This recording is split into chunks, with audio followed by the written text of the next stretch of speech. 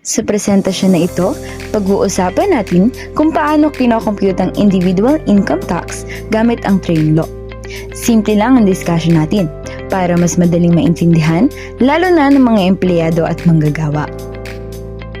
Ang income tax ay buwis na binabayaran base sa kinikita ng isang tao. Pwede itong manggaling sa sweldo, negosyo, online selling, freelancing o iba pang pinagkakakitaan. Sa madaling salita, habang lumalaki ang income, posible ring lumaki ang tax na babayaran. May tatlong klase ng individual income taxpayers. Una, ang pure compensation earner o yung sweldo lang ang income. Pangalawa, ang business income earner o self-employed tulad ng online sellers at freelancers. At pangatlo, ang mixed income earner na may sweldo na, may negosyo pa. Ang pure compensation earner ay empleyado na sweldo lang ang source of income. Wala siyang negosyo o sideline. Halimbawa nito ay office employee, cashier, service crew o teacher na purely salary lang ang kinikita. Dito naman sa example natin, si Mark ay office employee na may monthly salary na 20,000 pesos. Para makuha ang annual income, imumultiply lang natin ang monthly salary sa 12 buwan. Kaya ang annual income niya ay 240,000 pesos. Ito naman ang income tax table. Dito natin chinecheck kung magkano ang dapat bayarang tax depende sa laki ng annual income. Ayon sa income tax table, ang unang 250,000 pesos na annual income ay tax-free.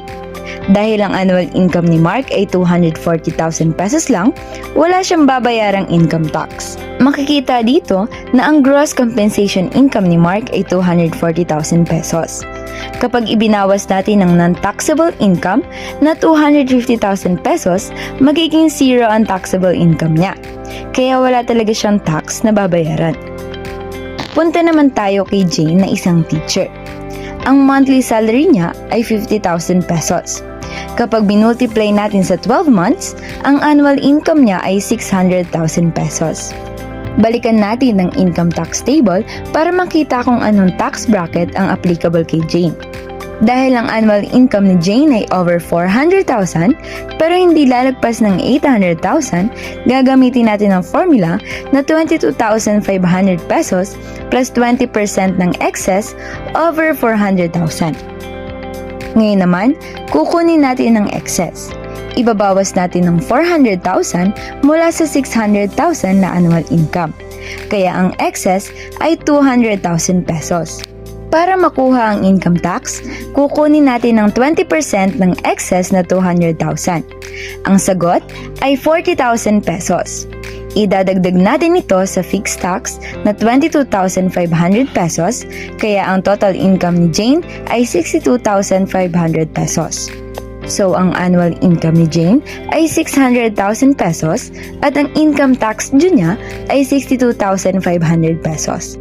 Ang business income earner o self-employed ay taong kumikita mula sa sariling negosyo, freelancing, online selling o professional services.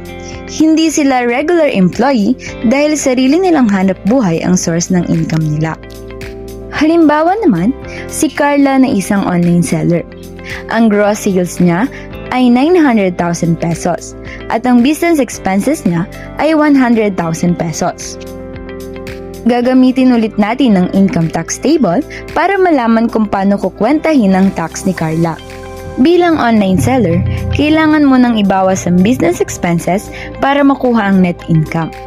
Dahil ang net income niya ay pasok sa bracket na over 400,000 but not over 800,000, gagamitin natin ulit ang formula na 22,500 plus 20% ng excess. Kukunin natin ng excess sa pamamagitan ng pagbawas ng 400,000 mula sa 800,000 na net income. Kaya ang excess ay 400,000 pesos.